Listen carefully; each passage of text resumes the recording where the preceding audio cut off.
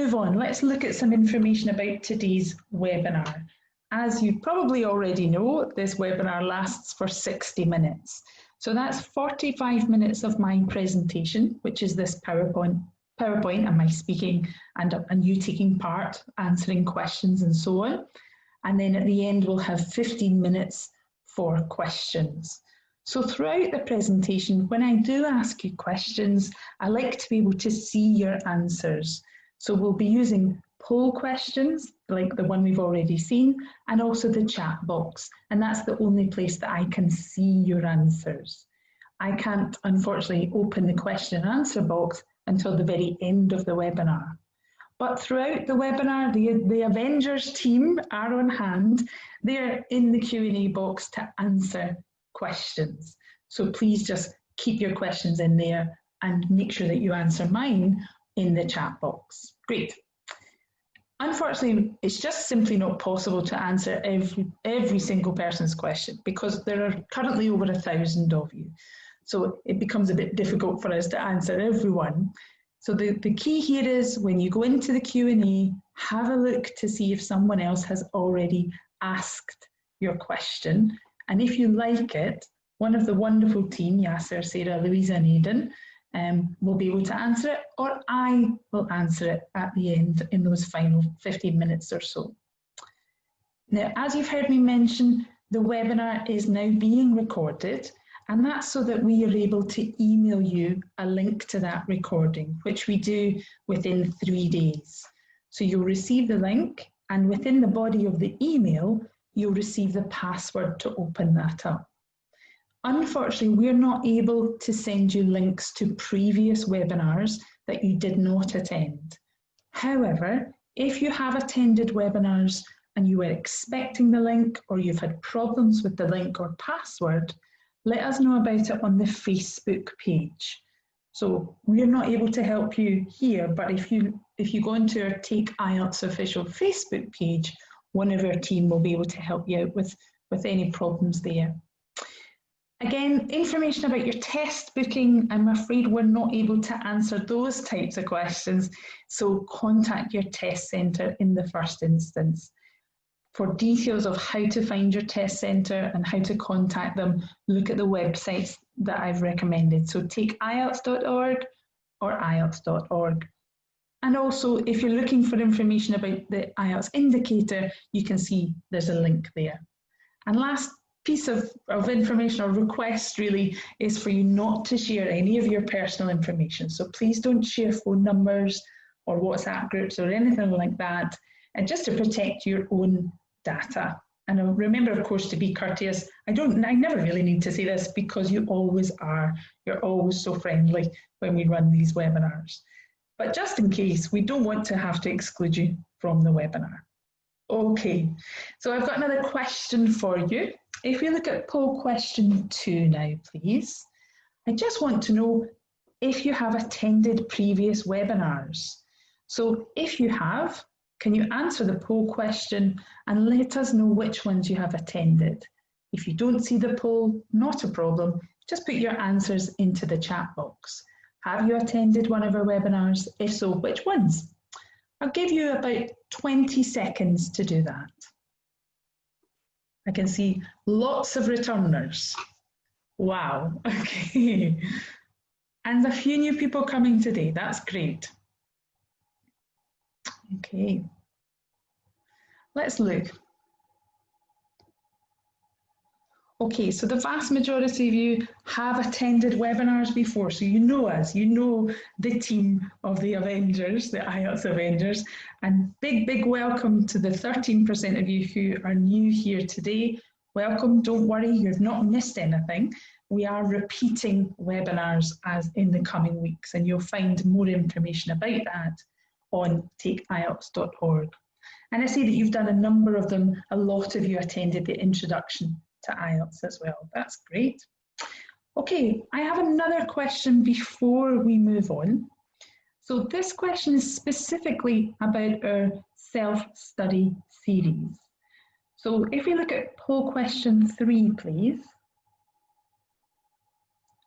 Our self-study series, this is a newly released series. We had our first webinar last week on a Thursday. If this is completely new to you, you have no clue what I'm talking about, don't worry about it at all. You can sign up at takeielts.org again. Also, we will be repeating those webinars, but just so you know, the next one is this Thursday as part of the self-study series. Okay, let's have a look to see how many of you attended last week. Let's look at the results of that. Okay, great. Good to see so many of you are regularly attending these webinars. It's great for us to see this global class coming back again and again and again, and it's lovely to see so many familiar names now. Okay, thanks very much. So let's move on to talk about what we're going to look at today. So today, as you know, is about writing task 2. So we'll look at what that means, what it actually is. We'll then look at some ways of how to break down the question, get a deeper understanding of those difficult essay questions that we get in task 2. How to plan your ideas, the effective planning of what you're going to write before you start writing. And then we will look at examples of all of this. So an example of an introduction, some advice about how to write an introduction, how to get started. Writing cohesive paragraphs. So again, we will look at one example of a main body paragraph and how to make it a cohesive piece of writing. Finally, ending the essay with a conclusion. I'll show you another example of that. And finally, what we mean by checking your work. So at the moment, I hope that you are doing some writing practice at home. So I just want to give you some advice on how to check your own work whilst you're studying at home and also in the exam. So let's look at that first question, everybody. So we've got, what is task 2? And that is my question, my first question for the chat box, please. Let's talk about task 2. What is it? Can you put your ideas in the chat box? What is it that you have to write? Can you tell me as well how many words you're aiming to write? And if you know, or if you want to just guess, how long do you think, how many minutes, how long do you think you should spend on this part? Great. I think a few of you have attended this before. The answers are coming in very, very quickly. Great. Okay, thank you. Right, yes. Thank you, everybody. That's really fast. Now, the first thing is, of course, task 2 is an essay. In the IELTS test, you're not given a choice of essays to choose from. You are given one essay question and you have to write a response to that. I asked you about word count. Most of you got this. It's 250 words minimum. Minimum. So you don't want to write any less than 250 words. But it's absolutely fine. There is no penalty at all for going over 250 words. So it's a good idea to try to write more. I'm not saying write 300 words or anything above that, but don't worry if you do go over the word count, that's fine. Remember, the writing test has 2 tasks. You may have attended the previous webinar on task 1, but task 1, just briefly, is a description of data in the academic test, or is a letter in the general module. And you spend about 20 minutes on that. Task 2 is this essay that we're looking at today and is worth 2/3 of your overall writing mark. So the advice to spend 40 minutes, and lots of you got this, thank you, is good advice, spending 40 minutes on task 2. Great. Let's look now at how it's marked. The writing exam is marked against a marking criteria which has 4 distinct areas. There are 4 different criteria. I would like to see if you know these. Could you put your ideas in the chat box, please? What do you think are the 4 criteria that the examiner... Okay, some ideas coming now. Great. Thanks, Samudi, Catherine, Giuseppe, Salma. Okay, you're going too fast now. That's fine. Okay, okay. So a lot of you know this maybe because you've been doing some work on your own or you've attended previous webinars, but let's just go over this again. So the first area is task response. What that means is how well, how fully you have answered the question. Secondly, the examiner looks at coherence and cohesion. Now let's break that down. Coherence is about how clear your writing is, the clarity of your writing. And cohesion, well, that is about the structure of your essay, how well it's connected, so how well it flows from sentence to sentence, from paragraph to paragraph, and as a whole. And a few of you mentioned vocabulary, a few of you know this term already, lexical resource. That's the name of the criteria that is all about vocabulary. And you want to use appropriate and specific vocabulary for the topic of the essay. And also, and I'll talk about this a lot today, I hope I don't bore you, but be able to paraphrase language. So you're not just repeating vocabulary from the question, but you're showing the examiner that you have an understanding of synonyms, of ways to paraphrase the language. And the last aspect is grammatical range and accuracy. So what we mean by range is not just using different tenses, it's using a mix of different structures. So you might use simple sentences as well as more complex sentences, sentences that have more than one clause. And accuracy, well, is your grammar accurate? Is it appropriate? Is it correct? In our session today, we will focus on the first two aspects of the marking criteria, task response and coherence and cohesion. Now, we know that we always have to write an essay, but in task 2, there can be different types of essays. Could you put these in the chat box? Do you know what these are? What are the different types of essays in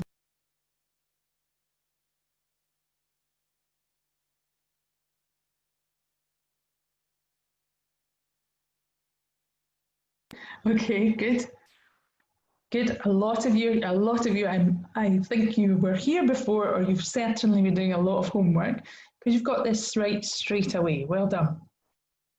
So task 2 often involves expressing an opinion. And can you see the language there in blue? Those are the keywords that I would suggest you look for when you're reading the essay, you're reading the essay question and you're trying to understand what type of essay it is.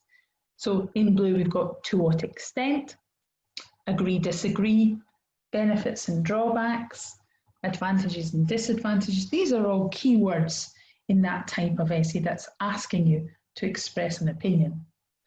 The second type is balancing an argument.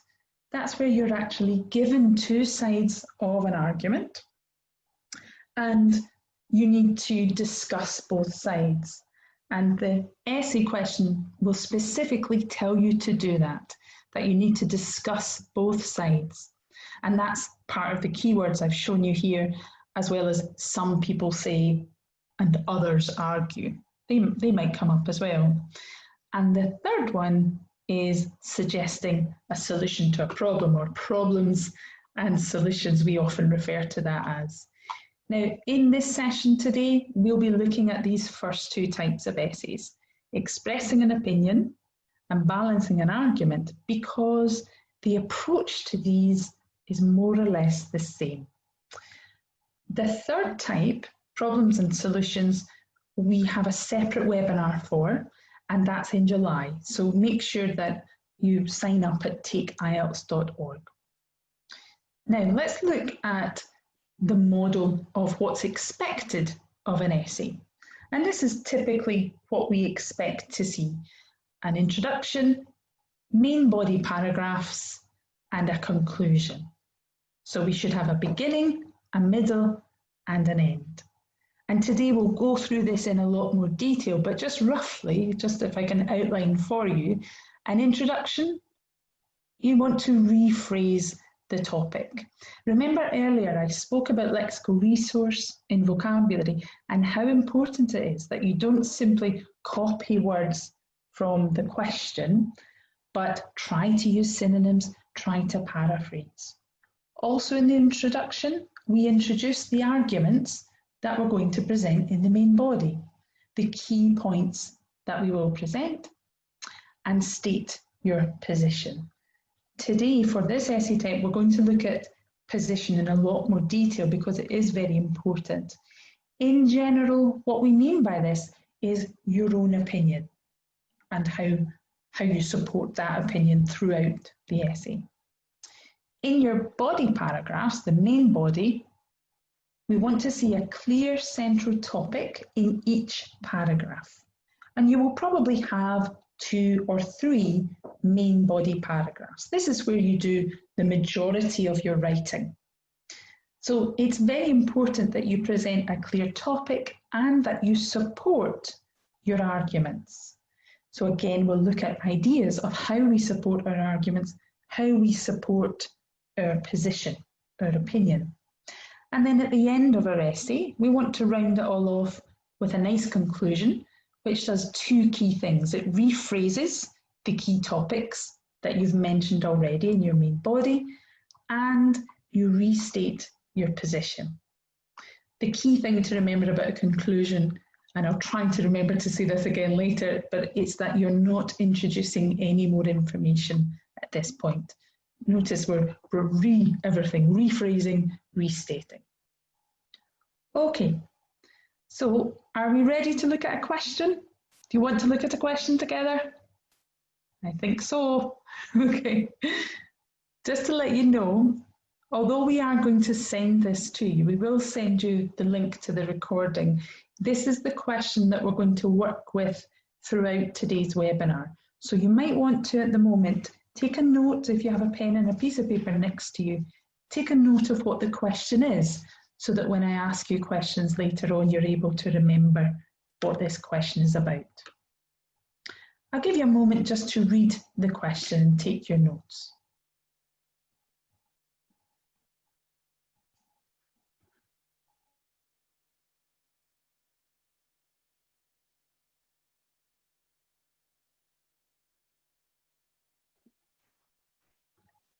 Okay, don't worry, this is the same question, but I've just used some colour and some underlining because I'm going to ask you another question. If we can look at poll question 4. Okay, so what I would like you to do, for those of you who are not able to see the poll question, is what I'd like you to identify the purpose of the different sentences. So what is the blue sentence doing? What's the underlined black sentence doing and the red sentence? What is the purpose of those sentences? Any ideas in the chat box, or if you can, answer the poll question. So I'm going to give you another 30 seconds to do this, to read and answer the question.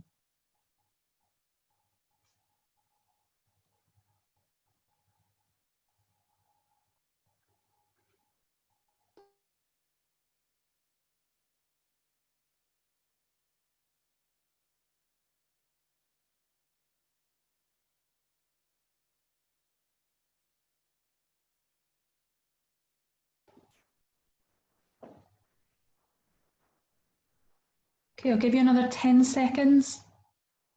For those of you using the chat box, I just want to know, what does each sentence do?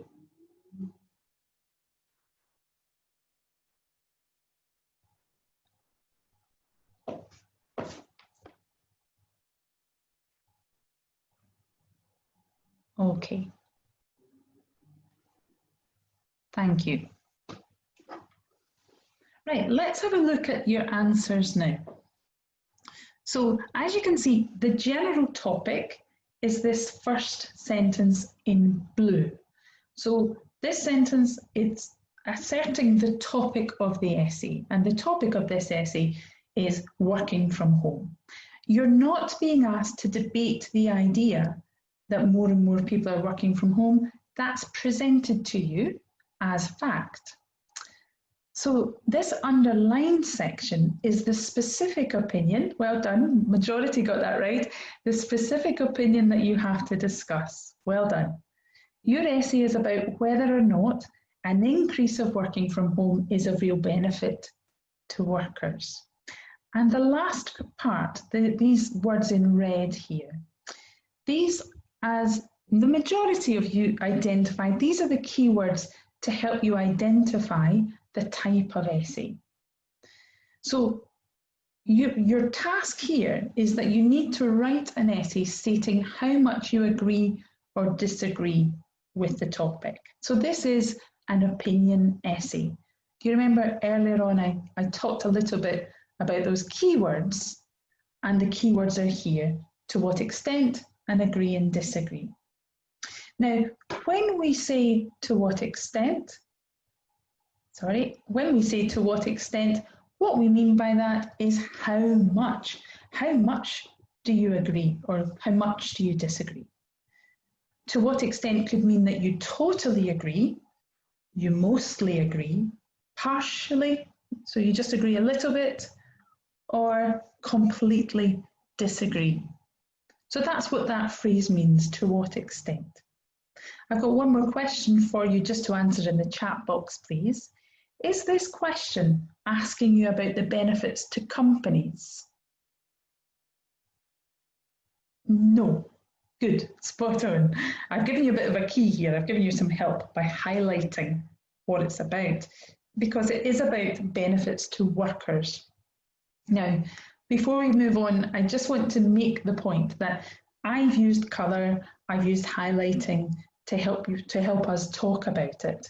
In the exam, in the paper-based exam, you're not able to use colour, but you certainly can and should do some underlining. Maybe you want to circle the keywords as we've spoken about today, because that paper that you're given, you've got lots of space to make some notes, to annotate the question, and nobody's going to look at the question paper. It's the answer sheet that gets marked. Speaking about the question paper, as it's presented in the paper-based test, you have the question at the top of an A4 piece of paper, and underneath the question, you have lots and lots of blank space. My advice is that you use that blank space to brainstorm your ideas. So by brainstorming ideas, what I mean is that you're writing down every idea, every possible argument you can think of to answer the question. As this question today is an agree-disagree type of question, there are two sides to it, agree or disagree. It could be advantages, disadvantages. My recommendation is using a table, because that will help you organise your thoughts. You can put all of your agree arguments on one side and all of your disagree ones on the other. So let's do this together, everyone. Let's start with the agree column. Using the chat box, please, just the chat box, because I'm not able to see the Q&A. I'd like to see some of your ideas.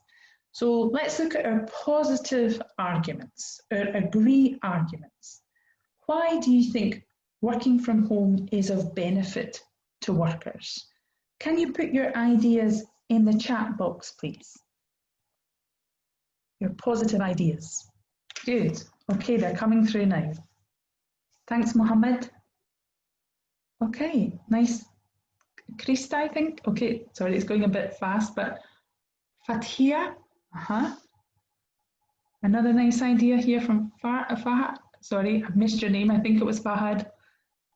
It's going quite quickly now. You're getting more and more ideas. That's lovely. Now, these ideas that you're putting in the chat box, I hope you're also taking a note of, because eventually I would quite like it if you could write this essay. Okay, thank you, Joy. Thank you, Jane. Great ideas. Okay, so you've got great ones to start with. Here are the four that I prepared. Not quite as good as yours, I'll be honest, but these are the ones that I've chosen. So the first positive argument is that there are fewer costs because you're not commuting. Next is the flexibility of working hours. Maybe you can choose when you start and when you finish your work. More time with family. A lot of us are experiencing that now. Hopefully it's a positive thing for you that you're spending more time at home, so more time with family. And another positive I had thought of was feeling more independent. You can be your own boss, or you have the feeling of being your own boss when you're working from home, right? We've dealt with the positives. Let's move on to the negatives. I'm sure you can think of a few. So again, in the chat box, please give me your ideas. What are the negatives of working from home? Let's get some negatives in the chat box, not the Q&A. Remember, I can't see your answers there, but I can see them now coming through in the chat box. Thank you. I think it's Zachariah. Thank you. I like that one. Annie, lovely ideas. Okay, I think I think a few weeks of lockdown have given you lots of ideas for the disagree column. Rupali, thank you. Sarah, Laura, thank you. Oh, it's now going a bit too quickly, but lovely ideas coming through. And remember, I do want you to take a note of these ideas so you can write the essay, and you're writing your essay. But here are mine. So I have 3 negatives. The first one, the feeling of isolation. I hope none of you are feeling that at the moment, but it is a negative point if you're not going into the workplace every day.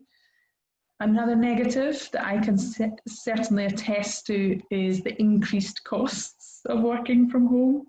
So I live in Scotland where it's usually quite cold. So in the last 12 weeks, I've been paying more for my heating. I've been using the internet a lot more as I am now. And the third one being that not everyone has the same access to technology. So those are the ideas that I've brainstormed. I've thrown as many ideas as I could onto my table.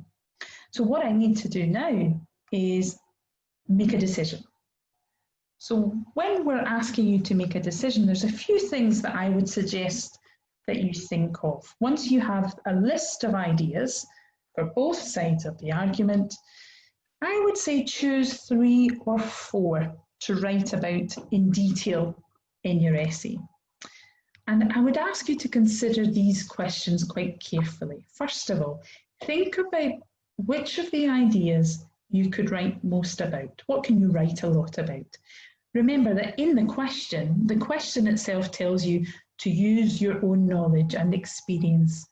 So you should choose arguments that you do have that knowledge of and are happy to write about, to expand them.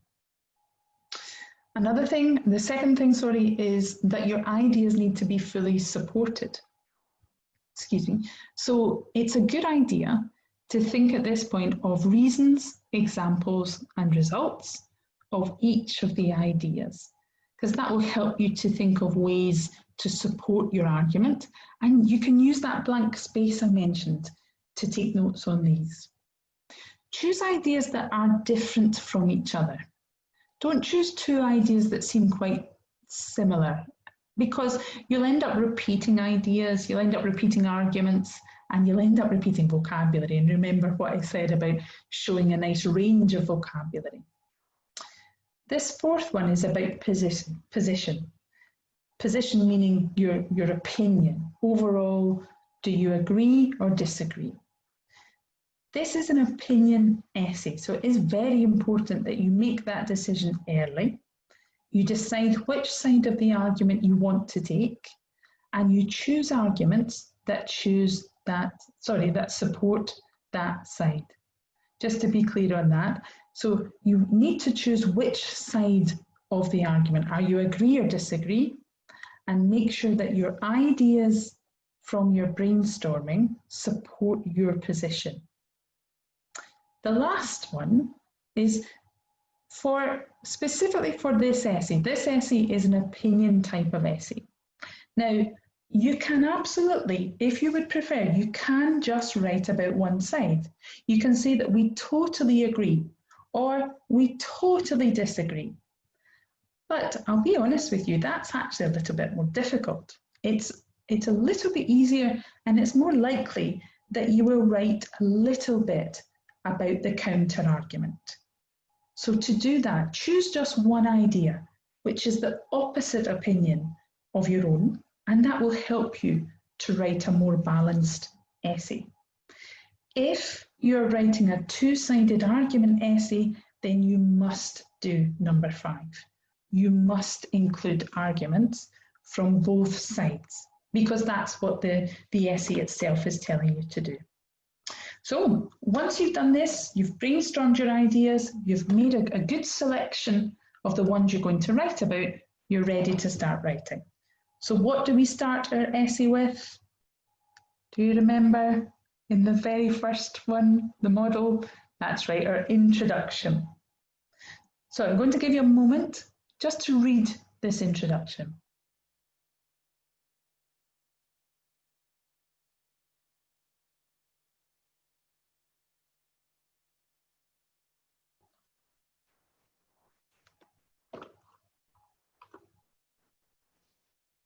Don't worry, this is the same. I'm just using colour and underlining because I'm going to ask you another question. So can we have poll question 5, please? Don't worry if you can't see the poll question because I'm going to read it out to you and you can answer this in the chat box. I want to know, again, the purpose of the sentences. So what is the purpose of the blue sentence? What is it doing? What about the red phrase? What is that doing? And the green words, what can you say about these? What are these? And the underlined sentence, what is it doing? What, in these sentences, what is the writer trying to do? So you're going to read the introduction and answer those questions, either in the poll question or in the chat box. And you've got 1 minute to do that.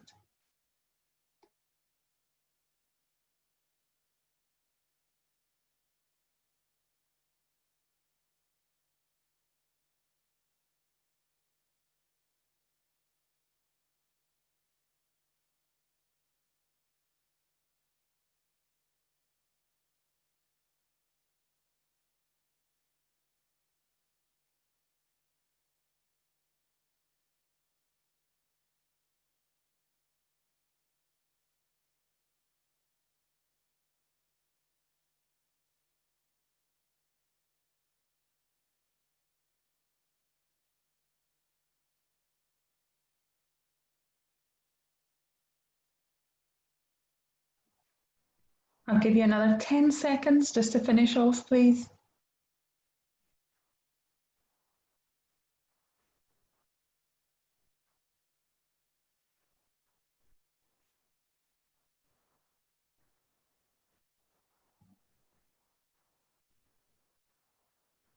Okay.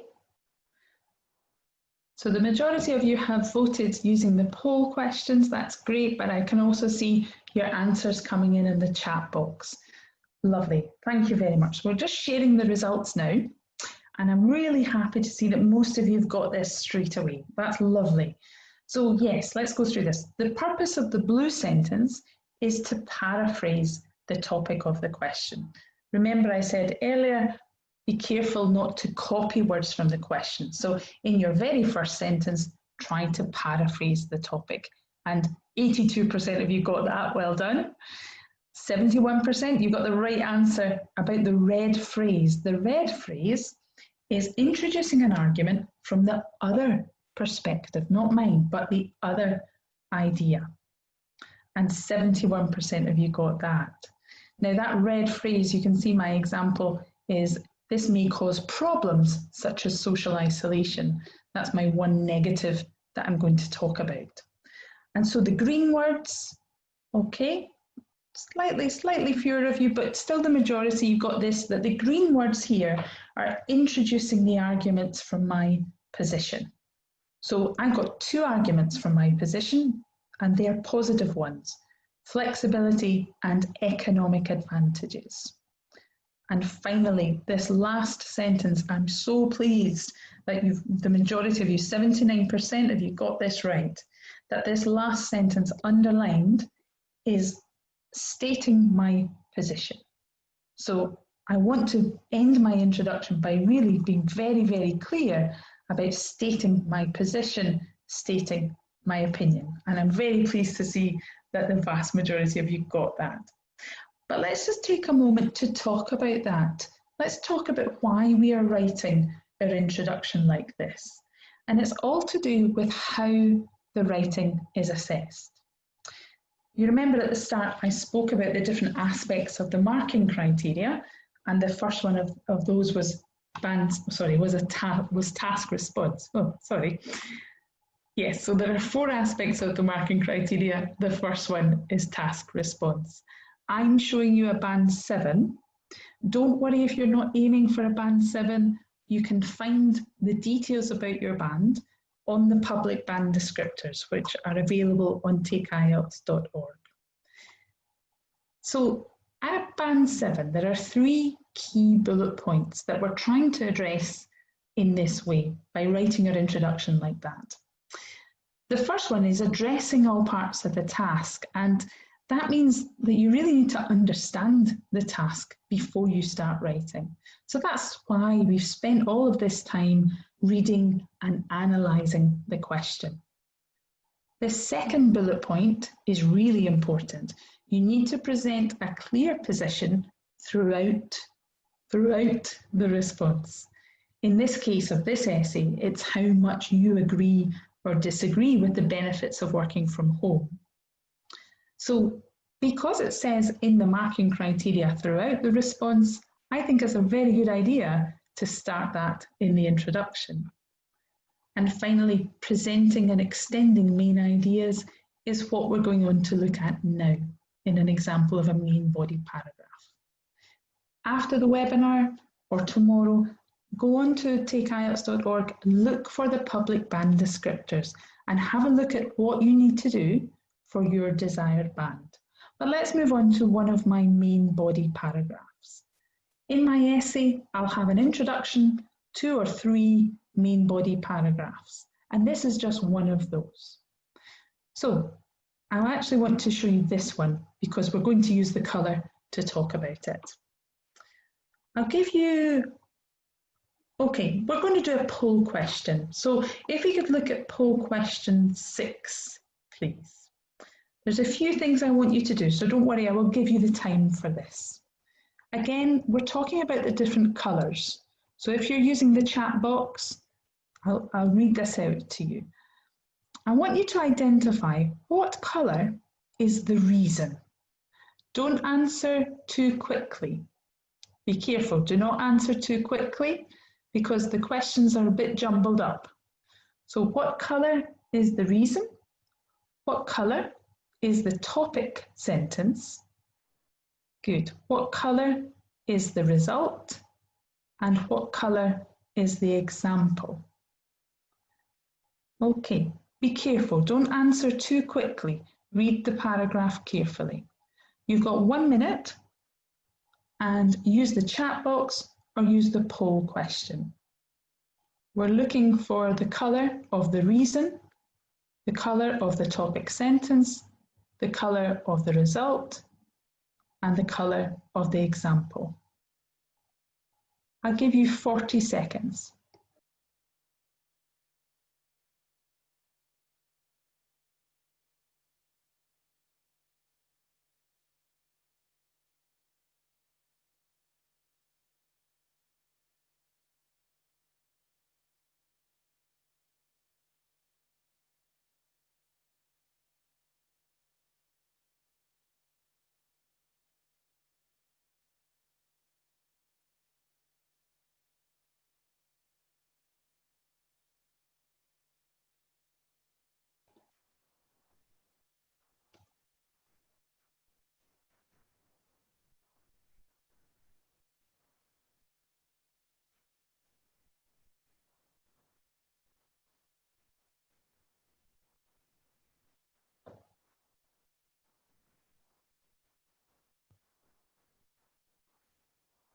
Okay, you've got 10 seconds left.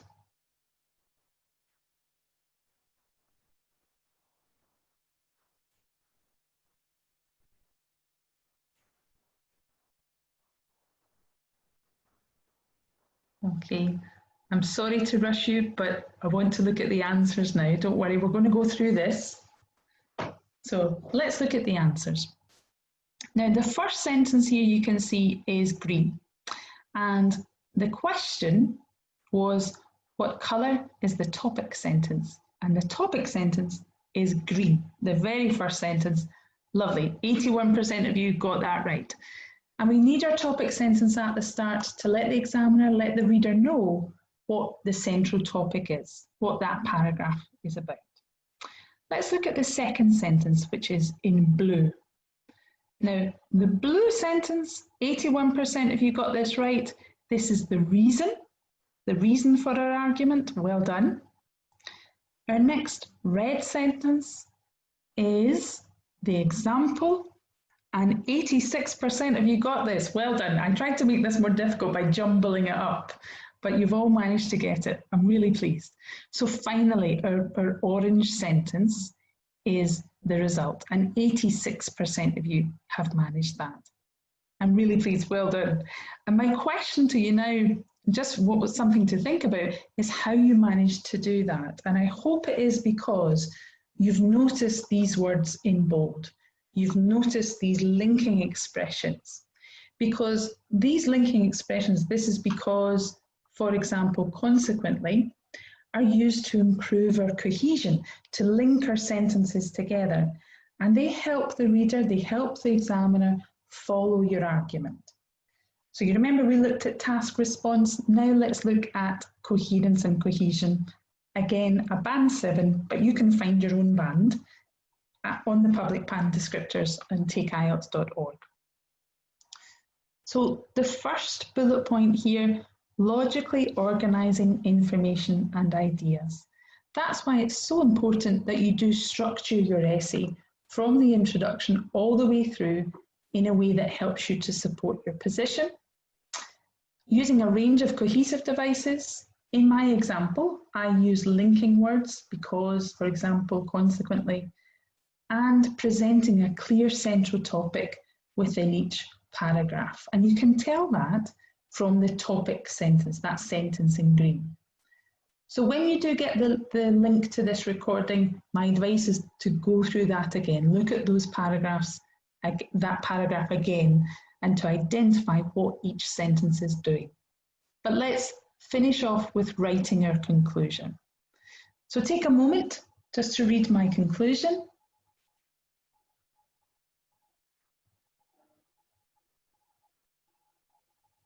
And the key point I want to make really is that you're not adding in any more information. If you look at my 2 bullet points, you're doing 2 things. You're restating the key topics, and you're restating and clarifying your position, so that it means that by the end of your essay, the reader, and that reader could be your teacher, could be the examiner, whoever it is, they are in no doubt of your position. They understand your opinion. And when you're finished writing, it's good for you now, as you prepare for your test, to get into the habit of checking your work. So in these few weeks before you sit the test, get used to checking your writing, that your position is clear, that you have corrected any grammatical errors. Maybe you're able to correct mistakes with vocabulary and spelling or punctuation, and also that your paragraphing is clear, so that you're writing, as I said, in that model of introduction, main body paragraphs, and conclusion. But I'll be honest with you, in the exam, you're not able to do all of these things. So I would say just spend those precious few moments checking things that you can do so effectively. For example, quick changes to mistakes with vocabulary, and quick and accurate changes, corrections to grammar. So just to summarise what we've done, we analyse the question, we create a table, or maybe you prefer a mind map or a drawing for your ideas. Then we carefully select our main ideas before we start writing our introduction. A clearly organised introduction means that your main body paragraphs will be fully supported and cohesive, and that in the end You summarise your key arguments and your position again in the conclusion. You don't introduce any more information. And finally, if you can, you check your work. So I hope you've got some tips there that you're going to use in your own writing. What I'm going to do now is I'm going to leave the chat box. Thank you for your answers there. And I'll go over to the question and answer box. So let's have a look, see if we can answer as many of these as possible. Big thank you to the team, who I know have been answering a lot of your questions. And I'm seeing the same question by quite a few of you. So Manuel, Latisa, and I think this is the same type of question, Bodhisata. The three of you, you're asking about, is it always necessary to balance your argument in an opinionated or an opinion essay? If I take Emmanuel's question, because a lot of you are asking the same type of question. The basic answer to that, as Cecilia is also asking the same question, the basic answer to that is no, you do not have to, you don't have to balance it out in an opinion essay. You can, if you want, you can just write 100% I agree and fully support that throughout the essay. However, it's been my own experience and the experience of my students that it's difficult to write like that. It's difficult to write a totally one-sided argument essay, a one-sided opinion essay. It's a little bit easier if you can think of just one argument from the other perspective, and you don't need to write a lot about it, but just a little bit about it is fine, and then you write more about your main position. So yes, in short, you can totally write it one-sided. My suggestion is that you write it with a little bit more balance than that, writing one short paragraph from the other side. However, to be clear, that's when we're talking about opinion essays. When we're talking about two-sided argument essays, you absolutely must, excuse me, write about both sides. You're explicitly told to do that in the question. You must discuss both sides and give your opinion. So a lot of your questions are about that. Leticia, you've asked about that as well. Mary, you're asking about the number of sentences for each paragraph. It's not as prescribed as that. The examiner's not counting how many sentences you write for an introduction or a main body or conclusion. Feel free though that when you get the link to the recording, have a look at mine. You can count the sentences if you want as a rough guide, but I don't want you thinking about how many sentences. I'd rather you think about what is the purpose of this sentence. Is it providing an example? Is it providing a reason? Is it providing a result? Okay, and let's move on to a different type of question. Okay, so Huyen, I think you've been here a few times, Huyen. Nice to have you back here. You've asked about which type of mistake doesn't make to lose mark the most. I think you mean what types of mistakes cause penalties or induce penalties. That's not how we want to think about the test, because there's not negative marking in the test. Instead, if you look closely at those public band descriptors, it's about showing what you can do. The examiner's looking for lots of examples of the things that you can do. So can you write in fully supported paragraphs? Can you write a clear position? The examiner's not looking to try to give you lots of penalties. They want to see evidence, they want to see examples of the things that you can do. Gerline, you're asking about the number of paragraphs. Again, it's the same answer that I gave to Mary about the number of sentences. There is no prescribed number.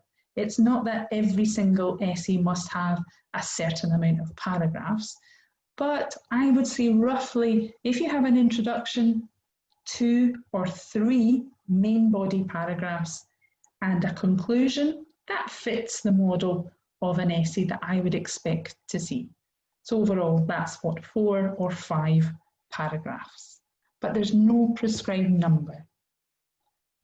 Okay, Soham has asked a really good question about balancing an argument. Now, I want to take this question, Soham, to talk about a two-sided argument essay.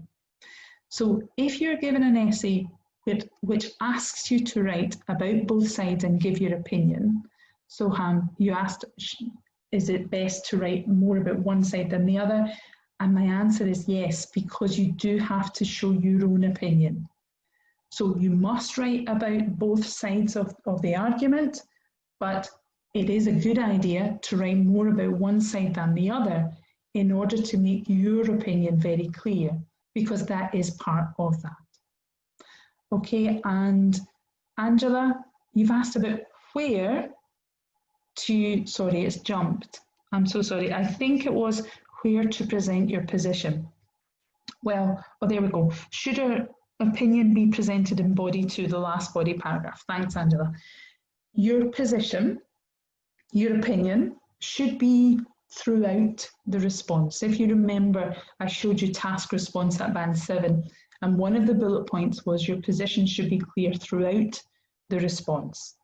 And that means start in your introduction. Too many times people forget about position and they don't include it anywhere other than their conclusion, which means that they've not fully satisfied that part of the marking criteria. So try to include it in your introduction and support it in your main body. Krish, I love your question. Is there any formula to paraphrase the question? I wonder if you have a more scientific mind than I do. I'm afraid not, Krish. There is no specific formula, but what I would advise you to do is to practice, practice, practice. And all of you, especially if you, I've seen a few questions about vocabulary and about generating ideas. One really good way to practice all of this, as well as paraphrasing, is to read. Try to read as much as you can in English between now and the start of your test date. Sorry, I'm just trying to come out of question and answer because I'm aware that we're running out of time. So I'm sorry if I've not been able to answer your questions, everybody, but we're coming short of time. Okay, before you go, I just want to show you some of the materials that you can be working through while you're preparing for your test. Now, I know a few of you have been here before and you may be sick of us repeating this, but these materials are here. They exist to help you. While I'm going through this, if you want, you can go over to the chat box and let us know what you enjoyed about today's webinar, what you're getting from these sessions. We'd love to hear that feedback from you. But let me just talk through these materials that you have access to. It's key to take away today the name of our website, takeielts.org, because that's really the home for all of these support materials and free practice tests, and the computer-delivered familiarisation test, which I cannot recommend enough.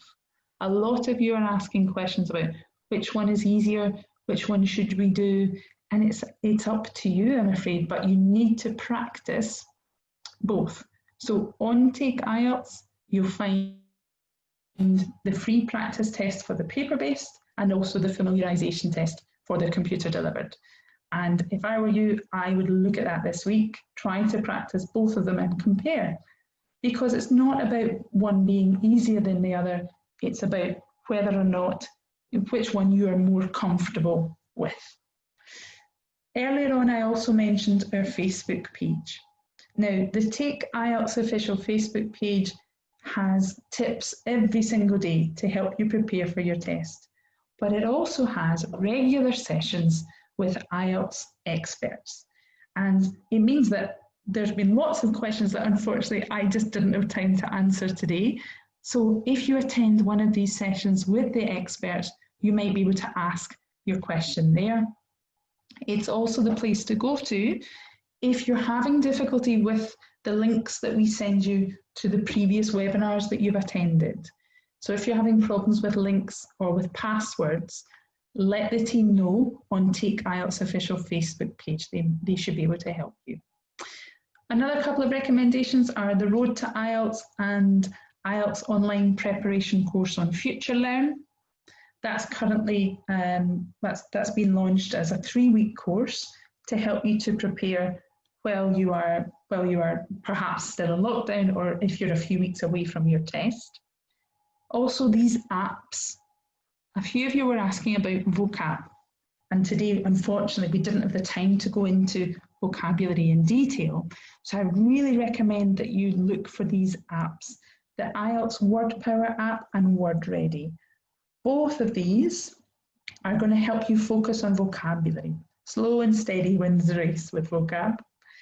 For books and study guides and information about the IELTS indicator test, again, I refer you to takeielts.org. That will be appearing in your sleep tonight. You'll be dreaming about takeielts.org. I've said it so often. But that's really the place to go to for all of these resources and to sign up for future webinars. So thank you so much for giving us your time today. It was lovely to see so many familiar names, and I hope to see you again at future webinars.